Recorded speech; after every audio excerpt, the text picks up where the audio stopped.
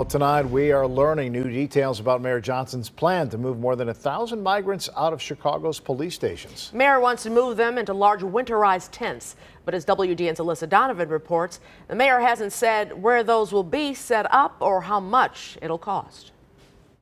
The mayor briefed members of City Council today on his plan to create winterized camps for migrants in Chicago. As part of the plan, migrants would be housed in military-style tents in areas of the city. What's still not determined are the locations of these tents and just how much it would cost the city. Some Alder people calling this a Band-Aid for a problem that should be solved by the federal government. This is something that is actually an incremental improvement from living on the floor of a police station lobby, but it is still not an adequate solution. It's merely a bigger Band-Aid than what we've already been doing. For the past year, more than 13,000 migrants have been bused from Texas to Chicago. The city has opened 16 shelters but has struggled to keep up with the arrivals.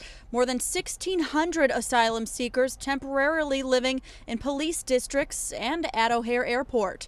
On Friday, Mayor Johnson briefly answered questions about a plan to move migrants into large military-grade tents that can be heated and sustain the brutal Chicago winter. My plan is to move with expediency families out of police stations into housing and shelter that's more suitable. Alderman Brian Hopkins says there's a sense of relief among his colleagues that plans are in the works. Frankly, we're a little bit behind. We probably should have had meetings like this 3 months ago.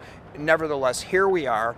The mayor has assembled some very talented people and put them in key positions and tasked them with solving this problem. The location of these migrant camps is also in the works. Mayor Johnson calling on Alder people to help him figure out where to create the new housing.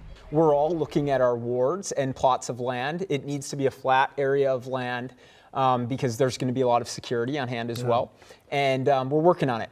The tents require a minimum of 2 acres and need to be on pavement or asphalt, so finding the right spot may be challenging. Meanwhile, the city's shelters are at capacity and more migrants are on the way. And yet we just found out there's 5 more buses on their way from Texas right now, and they'll be arriving tomorrow with hundreds more people, no place to put them, no place to go. It just continues. Both city and state leaders calling out the federal government for not stepping up in this time of crisis. The bottom line is this: we are in this predicament today because of the failure of the United States Congress and the President over 30 years to pass immigration reform in Washington. That's why we face these extreme situations. The city received a total of $30 million from FEMA to assist with the migrant crisis. But so far, Chicago has spent $116 million on housing the asylum seekers. And if this plan for winterized camps moves forward, Alderman Hopkins says projections show costs for the city will exceed $300 million by the end of the year. This is not our responsibility. We need the federal government to step up and do their job and help us.